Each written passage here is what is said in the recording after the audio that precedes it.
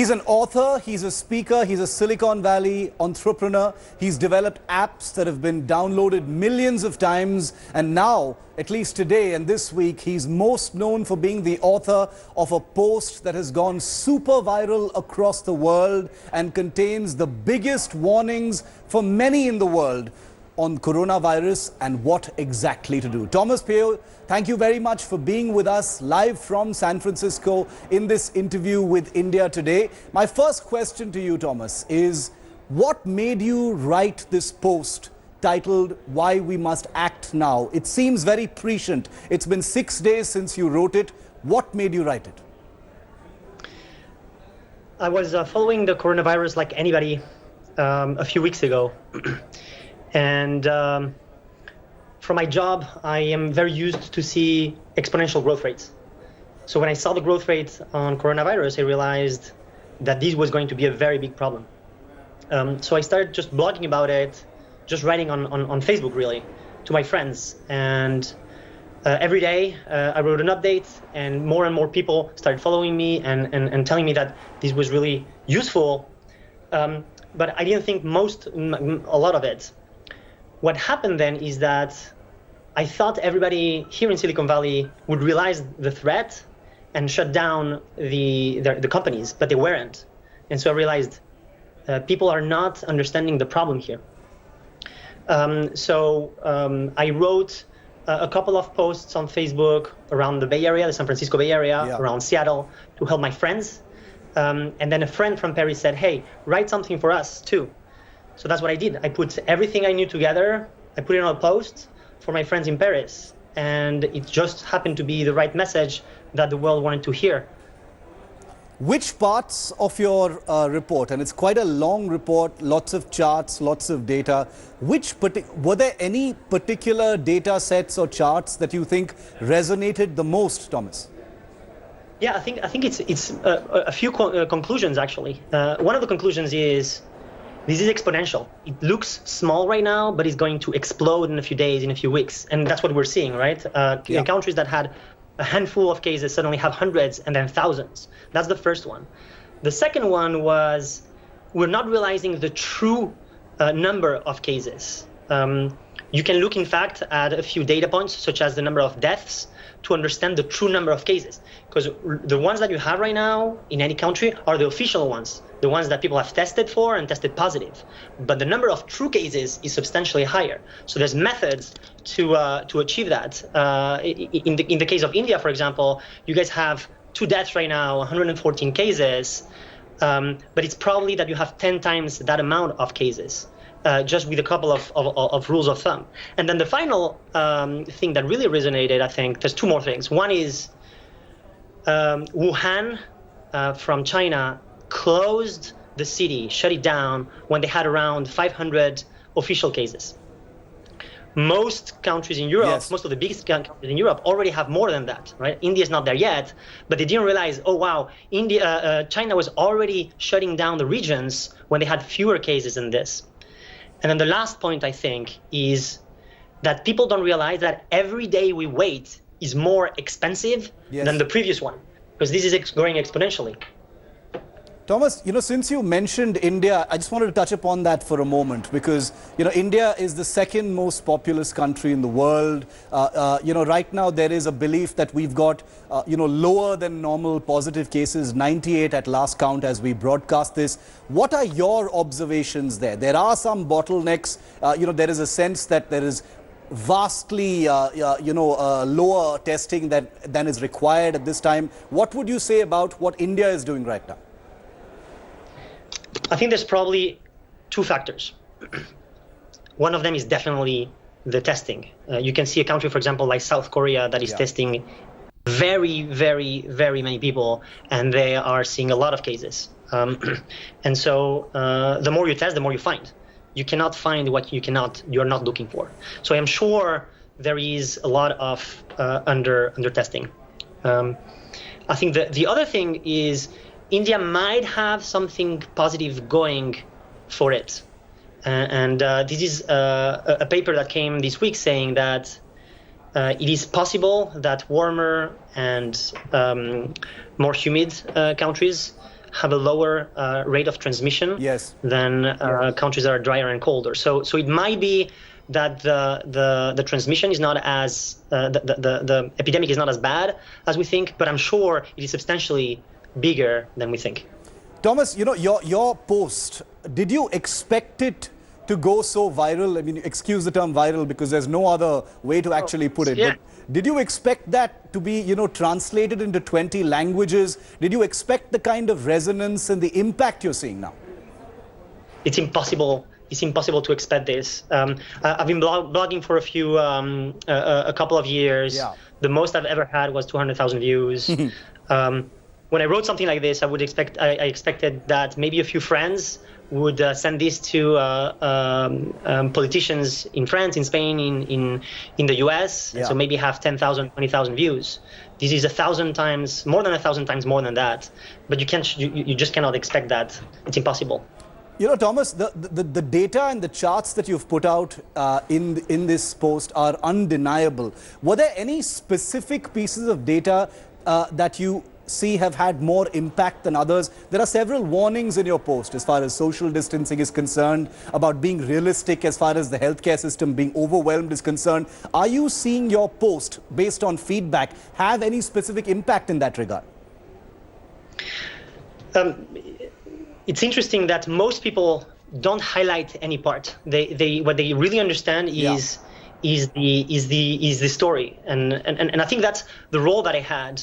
All the data was out there, all the research was out there. There were a lot of people already shouting and screaming about this. I just put it. I did the assembly. I put it together in a way that resonated. Yeah. But I think there might be a couple of them that resonated the most. One of them is a chart. I think is from the World Health Organization. Yes.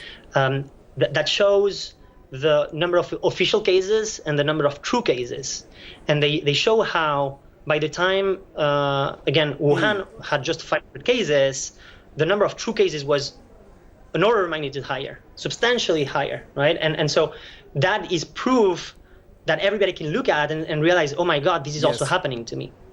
The second one, I think, is the one that showed just at the end, that shows the impact of just one day, right? Yes. So if your cases are growing like this, the very next day is going to be extremely expensive. Yes. So many cases are going to grow. So if instead of waiting that day, you stop everything immediately, you gain not only that growth, but then also all that curve that comes after that. And so what I said is the cost of waiting just one day is an increase in 40% of the cases. And I think that resonated a lot.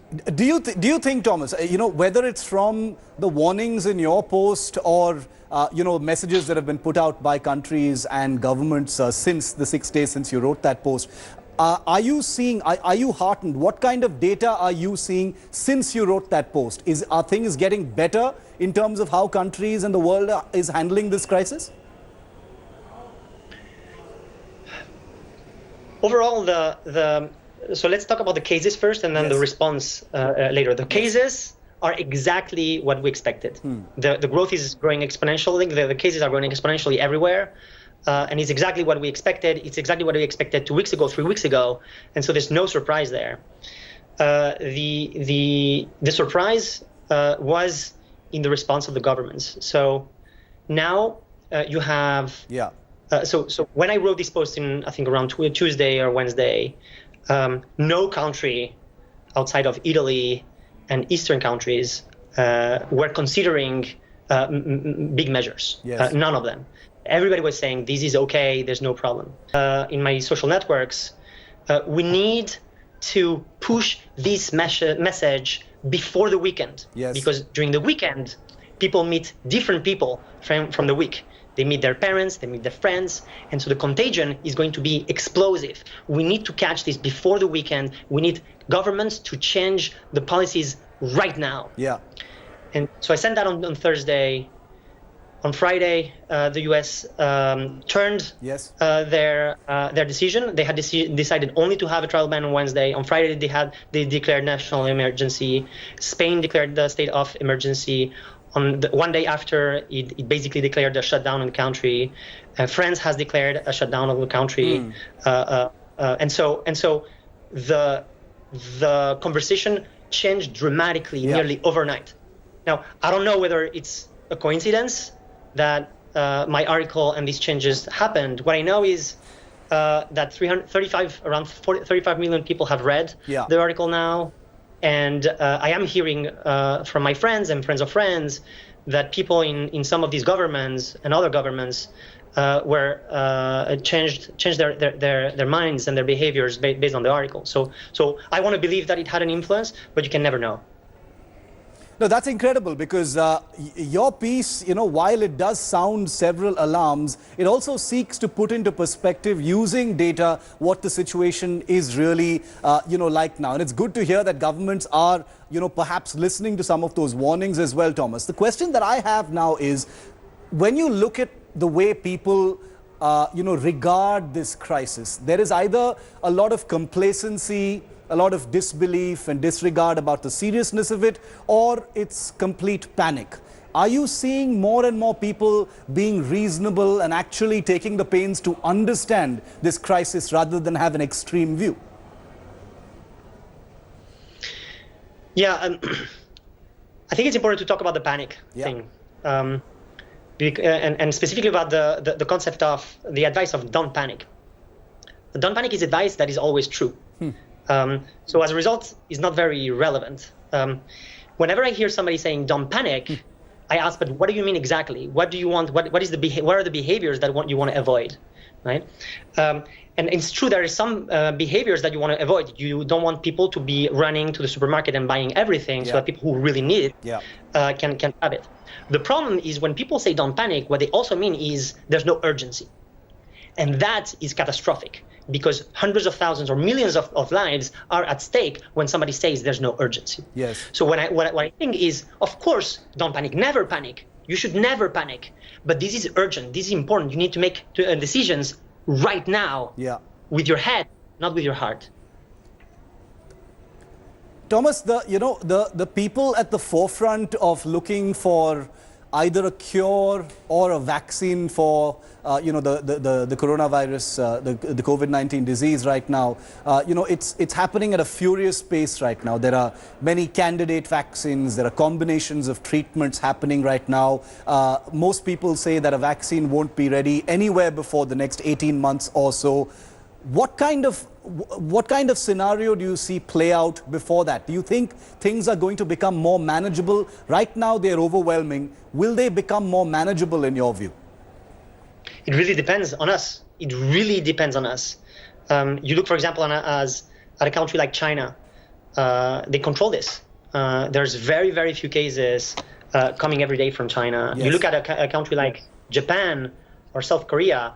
The number of cases, the new cases daily, is very small and is going down. Yeah. And these countries like South Korea and Japan or Singapore, they didn't need to lock down completely the country. But then you have other examples, such as mostly European countries, where this is exploding, and many of them were not taking any measure. Yes. Now they are. So I think that's going to define everything that happens next. Now, your question, I think, also is asking what is going to happen in the next few weeks, in the next few months. So what I think is, if we don't do anything, hundreds of thousands or millions of people are going to die in the countries who don't do anything. Right now, the UK, that's what their policy is, and I think it is a catastrophe. But then I think what I think the intelligent measure is the following. First, you bring the hammer. You shut down everything. Not everything. You keep what's the key industries in the country. Essential, yes. You still enable, exactly. Thank you. You enable people to buy groceries and things like that. People who have to go to work, you enable you let them do that. But everything you can shut down, you shut down. That's going to do many things. First, is going to bring the number of transmissions down for a moment. Then it's going to enable us to test better, to understand better how bad the problem is. Yes. It's going to release the healthcare system, the pressure that is on the healthcare system. It's going to enable us to get more capacity, to buy more masks, to buy more ventilators, and so on and so forth. And then once you've achieved that, then you can release little by little. Yes. Because you don't need the transmission rate to be zero. You can have a little bit of transmission rate as long as it's not exponential. But if you don't buy yourself time right now, then your problem is going to become exponential, and you're not going to have time or the resources to handle it. So I think for the next few months, this is what we can expect. First, for countries who do this well, first you shut down a lot of the economy, and then little by little you open up more things to make sure that everything is measured and the contagion is not overwhelming the system.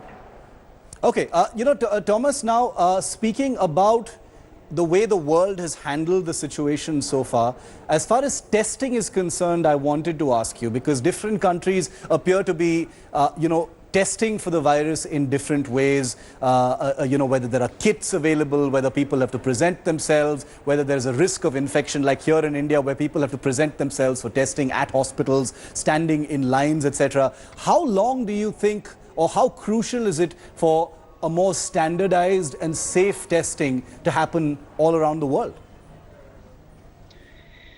It's crucial. It's crucial. Thankfully, there's already some countries who are doing this relatively well.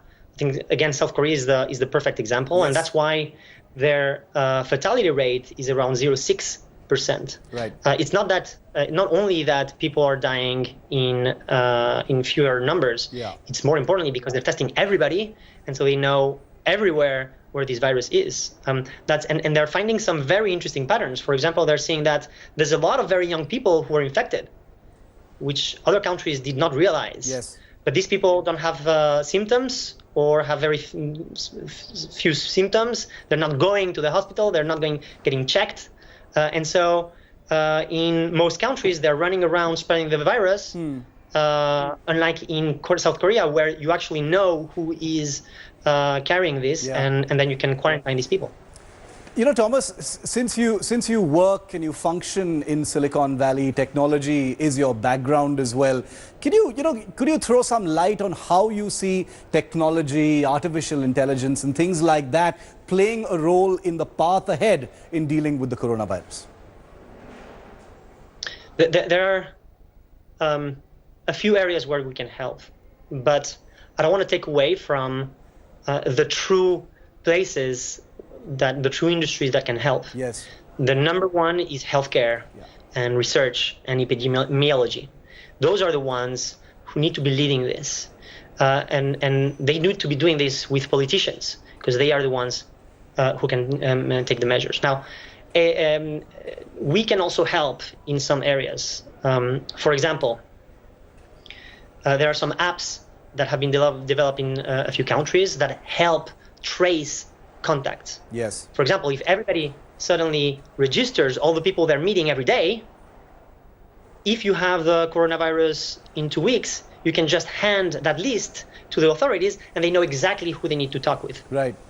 So that's an example. Another example is AI recently has been having some success finding vaccines for a few things. I think that's far off. I don't think that's going to happen in this case, but it might be.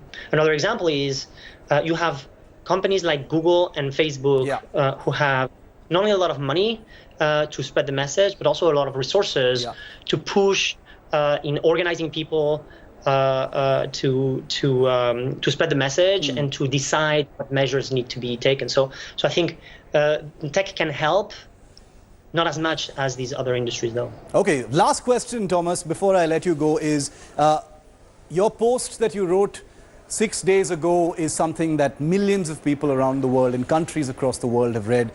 You've also indicated that you, while you are weighed down, you are busy with your other work, you might be writing more, bringing out more data on, on specific aspects of the handling of children and as far as company policies are concerned. Can you throw some light? I know that's in the works. Can you throw some light on what you're working on? Yeah, so there's a couple of things. The first one is on the measures that governments need to take. And here I'm making a hypothesis on how governments are working. And I'm sure different countries have completely different ways of thinking. But my guess is people don't realize how hard it is to be in the government right now.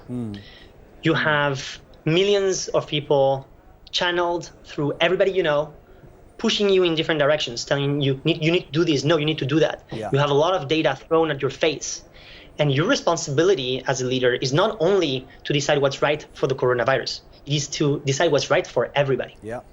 So, for example, when China decided to lock down everything, people died because of that. People who needed assistance died because they didn't have that assistance, right? So that is also not the right decision. But if you don't do anything, then there's also a lot of people who die. So the question becomes, it's not, do you order a lockdown or not? It is, out of the thousands of options that I have, what is the optimal combination of solutions to maximize the economy, the well-being, and the lives of people? So this is the problem that politicians have, and I am working on just a framework to help people think about this very humbly.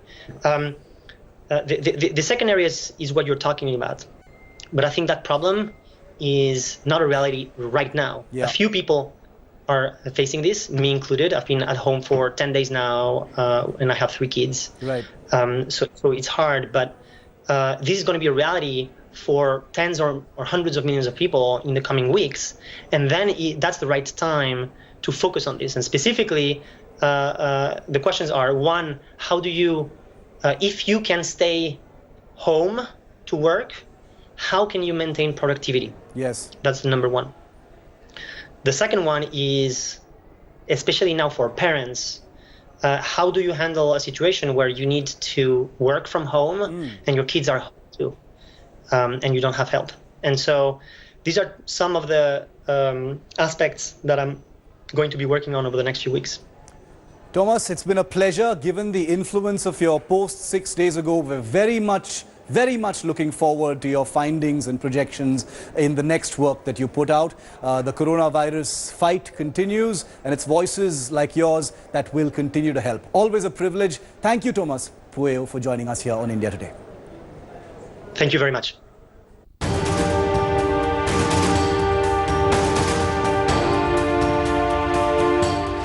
Hi everyone, Preeti Chaudhary here. Hope you like this video. For latest news and analysis, like and subscribe to the India Today YouTube channel. And don't forget to press the bell icon to stay updated. Thank you for watching.